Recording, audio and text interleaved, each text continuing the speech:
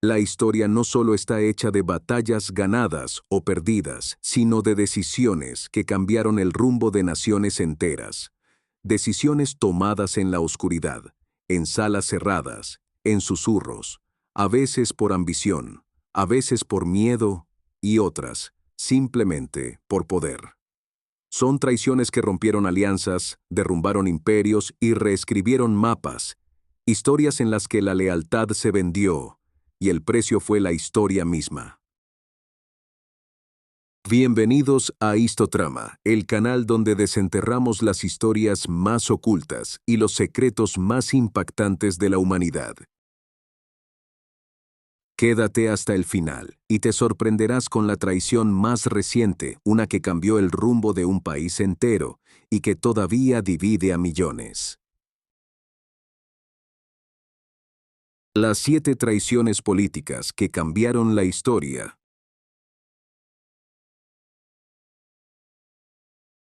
Marco Junio Bruto contra Julio César. Roma, año 44 a.C. La república, que durante siglos había sido gobernada por un senado, ahora parecía tener un solo dueño: Julio César. Héroe para muchos, dictador para otros.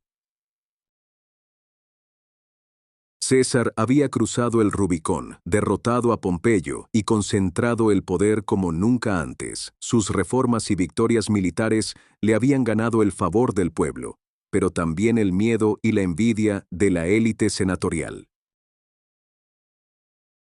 Entre los que lo miraban con recelo estaba Marco Junio Bruto, hijo adoptivo de César, protegido y, para algunos, casi un hijo en el corazón del dictador. Bruto debía su carrera política al hombre que ahora comenzaba a ver como una amenaza para la República. La tensión llegó a su punto máximo en marzo del año 44 a.C., cuando se rumoreaba que César sería coronado rey, un título que Roma había desterrado desde la caída de Tarquinio el Soberbio. Para los senadores republicanos, eso era inaceptable. Para Bruto, era la traición definitiva a los ideales que decía defender.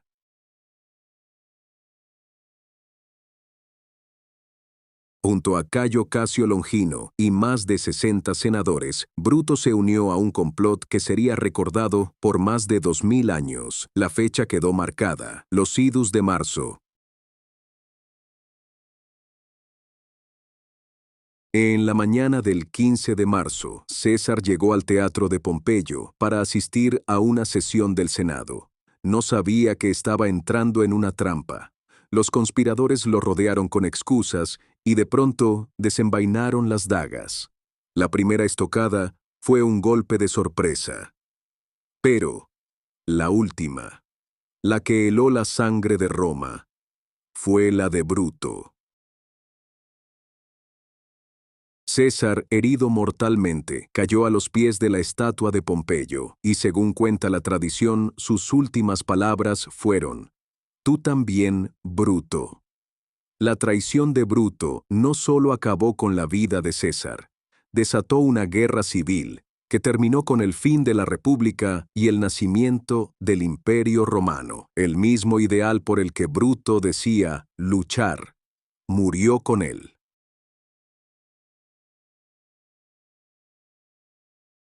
Benedict Arnold contra Estados Unidos. Norteamérica, 1780. La guerra de independencia contra el Imperio Británico estaba en su punto más crítico. Entre los héroes más destacados del ejército continental se encontraba el general Benedict Arnold. Un hombre que había demostrado valentía en la batalla de Saratoga y que se había ganado el respeto de George Washington. Pero detrás de esa imagen de héroe había un hombre frustrado. A pesar de sus victorias, Arnold se sentía subestimado, ignorado por el Congreso y acosado por acusaciones de corrupción. Las deudas personales, las disputas con otros oficiales y la falta de reconocimiento sembraron en él un rencor que cambiaría la historia. En secreto, Arnold comenzó a negociar con el enemigo, a través de su esposa, Peggy Shippen, que mantenía contactos con oficiales británicos. Entró en comunicación con el mayor John André. A cambio de una gran suma de dinero y un cargo en el ejército británico, Arnold aceptó entregarles el fuerte de West Point, una de las posiciones estratégicas más importantes de la guerra. El plan estuvo a punto de tener éxito, pero el 23 de septiembre de 1780, André fue capturado con documentos que revelaban la traición. Benedict Arnold escapó por poco, refugiándose en un barco británico antes de ser arrestado. Arnold vivió el resto de su vida en Inglaterra, despreciado tanto por los estadounidenses como por muchos británicos que lo veían como un hombre sin lealtad. Su nombre quedó grabado para siempre, como sinónimo de traidor en la historia de Estados Unidos. Y así, un general que pudo ser recordado como héroe, pasó a ser la encarnación de la traición. Antonio López de Santa Anna y la cesión de territorio a Estados Unidos. En México, mediados del siglo XIX, un país joven, lleno de recursos, pero debilitado por conflictos internos, y una frontera norte extensa y difícil de defender. Al mando estaba un hombre que había sido héroe y villano en igual medida, Antonio López de Santa Anna. Santa Anna, militar astuto y político hábil, había sido clave en la independencia mexicana, pero también había mostrado una capacidad impresionante para cambiar de bando según su conveniencia. En 1836, su derrota en Texas marcó el inicio de una serie de desastres militares que culminarían en la guerra con Estados Unidos en 1846. La guerra fue brutal y desigual. El ejército estadounidense, mejor equipado y con un plan ofensivo claro, avanzó implacablemente hacia la Ciudad de México. Santa Anna, al mando de las fuerzas mexicanas, tomó decisiones estratégicas cuestionables, como dividir sus tropas y emprender campañas sin recursos suficientes, debilitando la defensa nacional. En 1847, la capital cayó, y un año después, en 1848, México firmó el Tratado de Guadalupe Hidalgo. El resultado fue la pérdida de más de 2 millones de kilómetros cuadrados de territorio, lo que hoy son California, Nevada, Utah, Arizona, Nuevo México y partes de Colorado, Wyoming, Kansas y Oklahoma. Aunque Santa Anna no firmó personalmente el tratado, ya que había sido depuesto, su papel en la derrota y sus decisiones previas fueron vistas como una traición a la patria. Para muchos, su ambición personal y su constante retorno al poder abrieron la puerta a la pérdida más grande de territorio que México ha sufrido en su historia. La figura de Santa Anna quedó marcada por la contradicción, libertador y traidor, héroe y villano, pero en la memoria colectiva, su nombre quedó ligado para siempre a la traición más costosa para México. La caída de Maximilien Robespierre. París, julio de 1794. La Revolución Francesa estaba en su punto más sangriento. La guillotina trabajaba sin descanso, y el hombre que dirigía la maquinaria del terror era Maximilien Robespierre, abogado, orador brillante y fanático defensor de la virtud republicana. Durante meses, Robespierre había gobernado como la figura más poderosa del Comité de Salvación Pública. Bajo su mando, cientos de aristócratas, clérigos e incluso antiguos revolucionarios fueron ejecutados por enemigos de la patria. Para sus partidarios, era el incorruptible defensor de la República. Para sus enemigos, un dictador con manos ensangrentadas. Pero el terror comenzó a devorar a sus propios creadores. Robespierre empezó a sospechar de todos, incluso de sus aliados. Su silencio en el gobierno y sus discursos crípticos despertaron miedo entre los mismos diputados que antes lo habían apoyado. El 26 de julio de 1794, Robespierre pronunció un discurso amenazante en la Convención Nacional, insinuando que tenía una lista de traidores, pero sin decir nombres. Ese fue su error. El miedo se transformó en conspiración.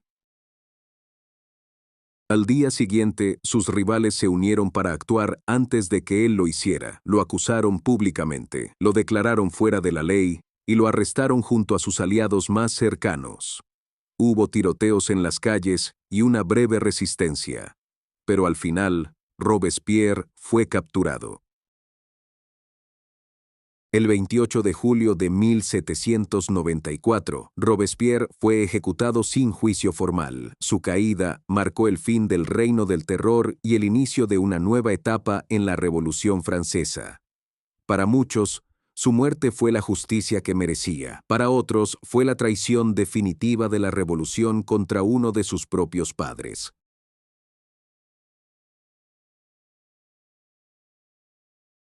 La traición de Vidkun Quisling a Noruega. Noruega, abril de 1940. Europa estaba en guerra, las tropas de Hitler avanzaban sin freno y el norte de Europa se convirtió en un objetivo clave para asegurar rutas navales y recursos estratégicos. En ese momento de incertidumbre, un hombre dio un paso que marcaría su nombre para siempre como sinónimo de traidor. Vidkun Quisling, militar de carrera, político nacionalista y fundador del partido fascista noruego Nasjonal Samling. Quisling había soñado con un gobierno autoritario en su país y vio en la Alemania nazi la oportunidad de lograrlo. El 9 de abril de 1940, mientras las tropas alemanas invadían Noruega, Quisling aprovechó el caos para transmitir por radio un anuncio impactante. Declaraba que él asumía el gobierno del país en colaboración con los nazis y que el ejército noruego debía cesar su resistencia. Este acto no solo tomó por sorpresa al pueblo, sino que facilitó el avance alemán. La resistencia noruega se debilitó, y en pocos días, las fuerzas nazis controlaban los puntos clave del territorio. Durante la ocupación, Quisling gobernó como títere del Tercer Reich, implementando políticas nazis, persiguiendo a opositores y colaborando con la deportación de judíos noruegos hacia campos de concentración.